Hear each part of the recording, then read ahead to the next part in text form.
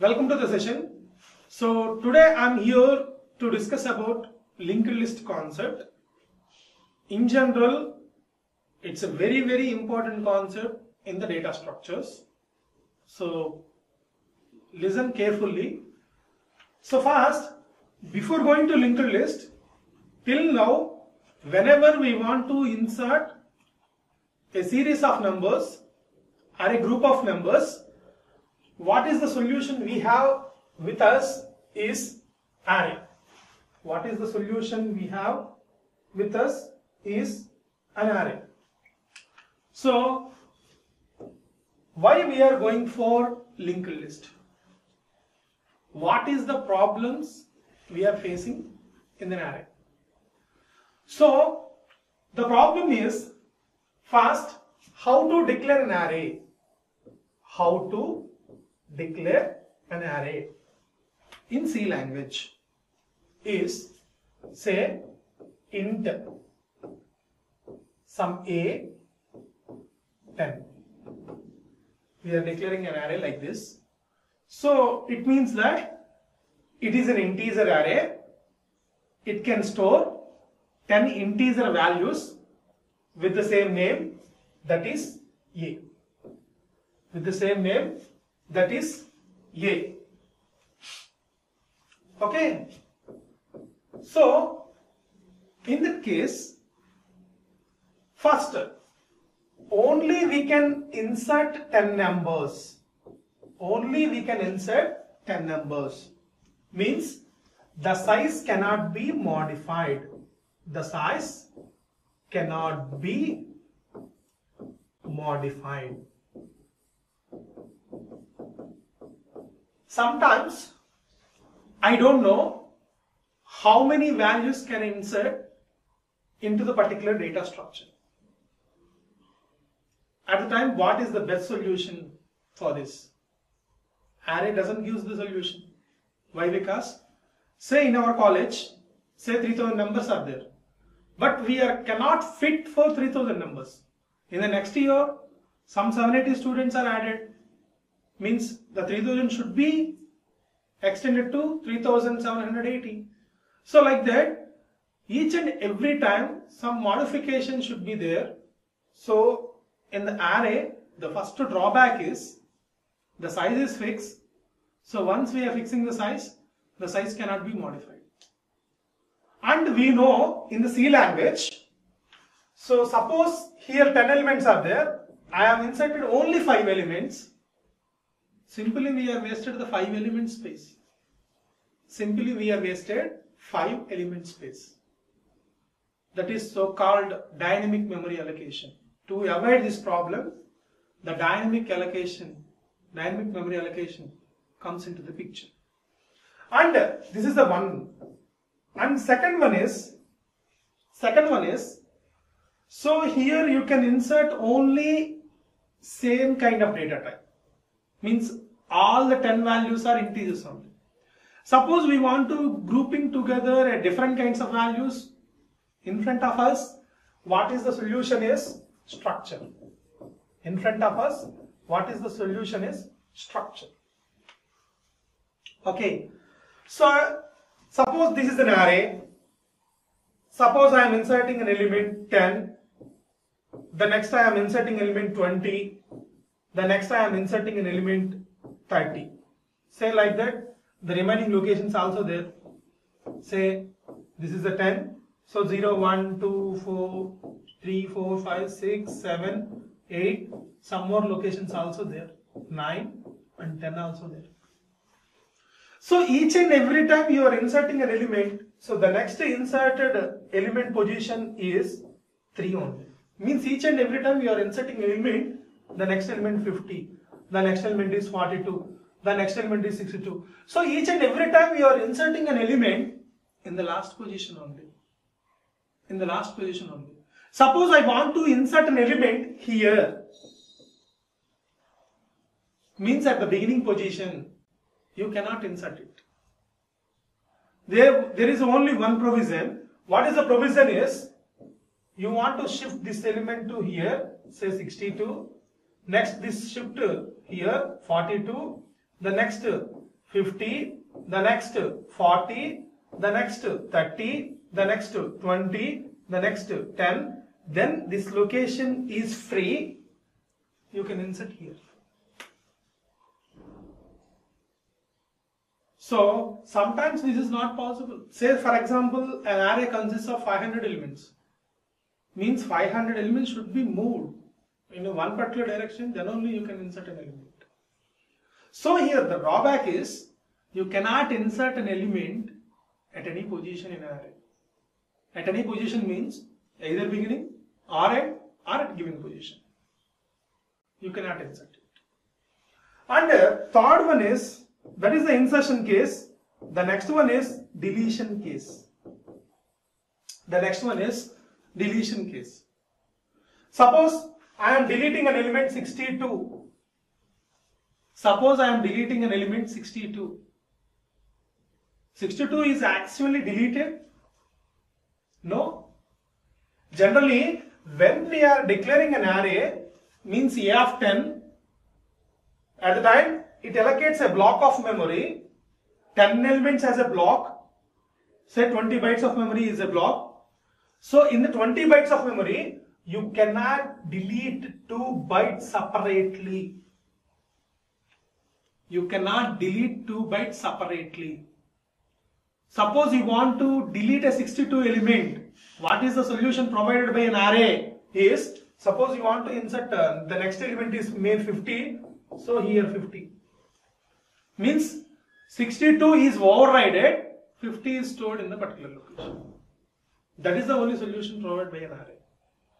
Suppose I want to delete the first element. Say that is the last element. Okay, each and every time we are inserting in the last position only. So overloading is a one option. Suppose I want to delete the first element only. Each and every time you are not inserting an element in the first position. At the time what we have to do? So that is the one more problem in the arrays. Only the one best advantage of an array is fast accessing memory locations. Fast accessing memory locations. Why fast accessing memory locations? Array allocates memory continuously. Say 2000, 2002, 2004, 2006, like that. Array allocates a block of memory. The memory locations are sequential. That is nothing but contiguous memory allocations or continuous memory allocations. That is the only one best advantage of an array. And the second advantage of an array is all the elements are accessing with the same name. All the elements are accessing with the same name. So these are the drawbacks of an array. Coming to the summary, the first drawback is the size cannot be modified once you have declared it. Means you cannot maximize, you cannot minimize. And second one is you cannot insert an element at any position. And deletion is also not possible in an array. So for avoiding these kind of problems, the linked list comes into the picture. For avoiding this problem, the linked list comes into the picture. So in the unit 2, the linked list is the major concept. In this unit 2, the linked list is the major concept. So first we need to know what is the linked list, introduction. After that, single linked list and how the single linked list represented in the memory locations. The next thing is operations on single linked list. So what are the different kinds of operations we are performing on single linked list is insertion and the next deletion, and at last search and traverser, the next reverse of a single linked list. The next we are going to applications on single linked list. So in the applications category, mainly we are discussing polynomial, how the polynomial expression is represented with single linked list. The next one is sparse matrix. So how the sparse matrix is represented with single linked list. These are the two applications we want to see in this unit. And finally, what are the other types of linked list? That is, one is a double linked list, another one is circular linked list. There itself also we want to see two kinds of operations. One is insertion and another one is deletion. So what is the main objective of this unit? So the main objective of this unit is we need to create abstract data types. We need to create an abstract data types. So in the first unit itself I explained ADT is nothing but the data and operations are binded together, that a unique entity is called as ADT. So here also we need to discuss the data which is stored in the particular linked list and what are the operations. So these two are binded together. We need to create an ADT. So that's why create different kinds of ADTs. Or how many kinds of ADTs we want to create? Means single linked list ADT, double linked list ADT and circular linked list ADT. Apart from these three, and we have discussed two applications. One is polynomial ADT and another one is sparse. Sparse ADT also we need to discuss it. So these are the 5 different kinds of ADTs we have declared in this unit. So first let me go for a brief introduction about what is the basic terminology of linked list. What is the basic terminology and how it looks like? So in the linked list, generally the linked list can be defined as set of nodes or a collection of nodes or a group of nodes is nothing but a linked list. The linked list can be like this. So the very important terminology is called node. Node. So a linked list is in simple terms linear collection of data elements. So linear is nothing but generally we know that linked list is also a linear data structure. Linked list is also a linear data structure. Means we have to insert one by one element. So here the next thing is these are the data elements are called as nodes. Means this is a node, this is a one node, this is another node, this is another node. Like that we have created 7 different kinds of nodes. 7 different kinds of nodes. And this node is different, this node is different. In what way it is different? Means this node consists of 2 fields. Means all the 7 nodes consist of 2 different fields, but this node consists of only 1 field. The field is called as header. Sometimes they are called as start, sometimes they are called as header. Header refers to starting node address. Header refers to starting node address. In the rest of the things all are. So this is called data. Means the first field refers to data and the next field refers to, means the second field refers to address of the next node. Address of the next node. So each and every node consists 2 fields. One is data and another one is address of the next node. So how to store the address of the next node we will see in the next subsequent time. So these are the nodes. And here the linked list, every node contains a pointer. Pointer means what? Generally we know that according to C language, address can stored by only pointer. An address pointed by a pointer only. So whenever we are storing an address here, means here we need to declare a pointer. So that's why each and every one consists pointer to another node. Means here it refers some address, the address referred by next node address. Or let me give you a clear clarity. Say for suppose here 1000 is there, here 1020 is there. So what does it mean? Header, starting node address means 1020 means this node address is 1020. When we are moving to 1020, so in the 1020 we are accessed data element and address of the next node is 1000 means the next node address is 1000. The entire node starting address is 1000. So here we are accessing the data element and we are going for next node address, say that is 2030. So the next node address is 2030.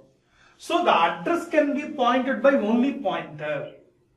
The address of the next node can be pointed by a pointer only. And pointing to another node. Pointing to the another node.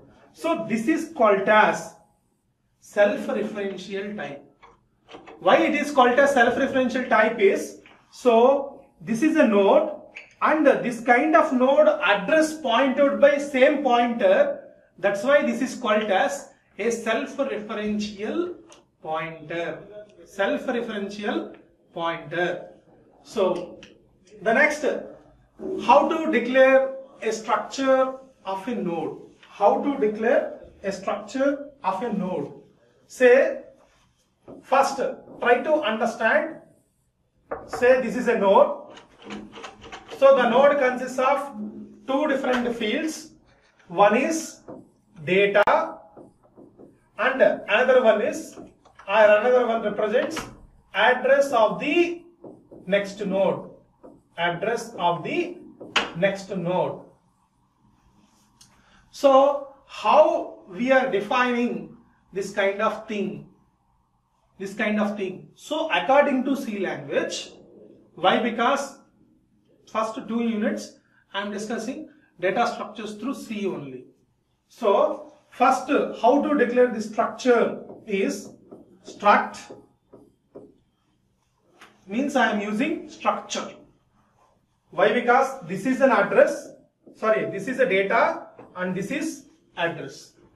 So struct node, I am called it as this is a node. So struct node. So here in the previous example, in this place integer constants are there. So that's why I am creating integer type of variable. Integer type of variable. The next, address of the next node, means that is also one kind of node. That is also one kind of node. So how to declare it? Say struct node star next. Struct node star next. Say here, clearly observe, struct node is the structure name. So in this structure, the same kind of pointer as a one of the field. This kind of thing is called as self-referential structure. Self-referential structure. That is the meaning of address of the next node. Means that is also pointed by a same kind of node. And in the previous, start is also one location is there. Say for example, start. The start consists of only one field. How to declare that field? The start pointers what? Address of the starting node. So address of the starting node also can be declared as like this. Struct node start. Struct node start. Means start is also one kind of pointer. The pointer points to starting node address. Starting node address. Interestingly, how many bytes of memory is allocated to start? Say if it is a 32-bit compiler, we know that pointer means address of a variable. Address is always integer. So for integer 2 bytes of memory is allocated. So that for this also 2 bytes of memory is allocated. For start pointer also 2 bytes of memory is allocated. That is the benefit of pointer. So the next thing, this is the way you can create a structure. So how the memory is allocated a single linked list. Generally in an array, the memory is allocated sequentially, means continuous memory allocation. That is the best advantage in an array. Because of that one only, we are retrieving the elements very fast.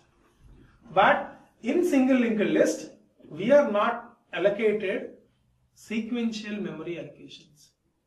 Very, very important, I am not allocating the memory. The memory allocated by compilers only. Compiler doesn't allocate the memory sequentially. Say for example, here the linked list contains the data values are characters. The data values are characters. So how a compiler recognizes that this is a single linked list? So here start is there, here start is there. So start point out. What is the starting node address? 1. Starting node address is 1. So 1 consists of H, means H. Starting node data item consists of H. And the address of the next node 4. Means that it goes to the next. 4th is the starting node. What is the 4th starting node? E. So the next value is E. So what is the next node address? Say 7. So 7. So what is the 7th starting node address value? 7L. So L. What is the next node here? 8. So the next node 8 value is L. What is the L next node? 10. So the next 10. So the 10th value O. What is the next node? -1. -1 specifies here null. What is the importance of null? The importance of null specifies the end of the linked list. End of the linked list. So here simply hello. So in the hello, each and every character stored in a one particular node. Means it's a character linked list. Each and every node consists of a one character. So like that, each and every node consists of data and next field. In the data field, we are storing the constants, corresponding data type constants. In previous example, integer constants, that's why we are declared as an integer. In the present example, character constants, means we need to declare a character type of location. So like that, the memory is allocated randomly, not sequentially. So according to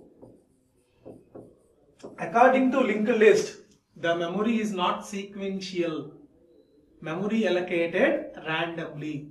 And very interestingly, each and every time we are creating one node and we are adding the node to the linked list.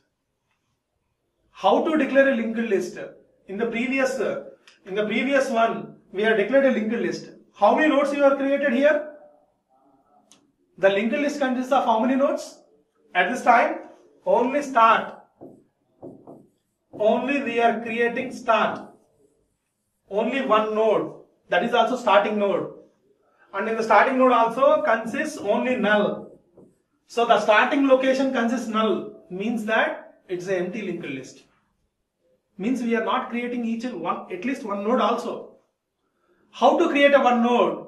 We need to declare this kind of pointer. And we need to allocate memory dynamically. After that, we are adding one by one node. So that's why here size is not fixed. How many number of elements you want to insert? You can insert that many number of elements. There is no limitation. There is no restriction. That is the beautiness of linked list. So that's why here linked list refers randomized memory allocations, not sequential memory allocations. So ultimately, it is not a fast access memory location. Actually, advantage of an array is fast accessing memory locations, but here not that much fast. Why? Because not sequential, random memory allocations. So the next thing is linked list versus arrays. Linked list versus arrays. I think is the traditional way. So linked list versus arrays means what are the comparisons with linked list and arrays. So the first problem we are observed in the arrays, size is fixed. Size is fixed. Previously I told, starting of the presentation, what are the drawbacks in an array? The array memory is fixed. Once we are fixing 10, we cannot change it. But here, size is not fixed.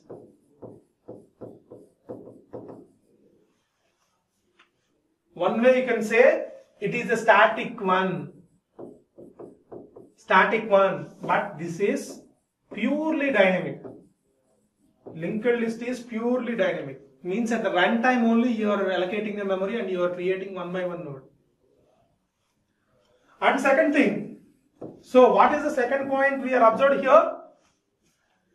So what is the problem? Insert. Always insert at end only. Inserting operation performs at end position only. Or what is the last element inserted to the next position. But in the linked list, insert anywhere. Insert anywhere. Anywhere is nothing but here it refers to mainly three different kinds of things.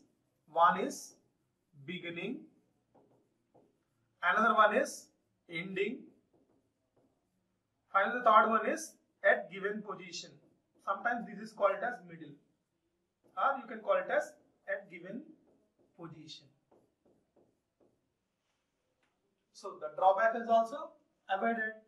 And finally the third one is deletion. Deletion not possible here. Deletion not possible here, but here perfect deletion. Perfect deletion. As of now we are not discussed here, but linked list refers to perfect deletion. What is the meaning of perfect deletion? Whenever we want to delete a particular element, automatically the node memory is also freed. So when we freeze the memory, automatically the memory is added into free locations. Means there is a possibility to reassign that particular memory. That's why the linked list refers to perfect deletion. Perfect deletion.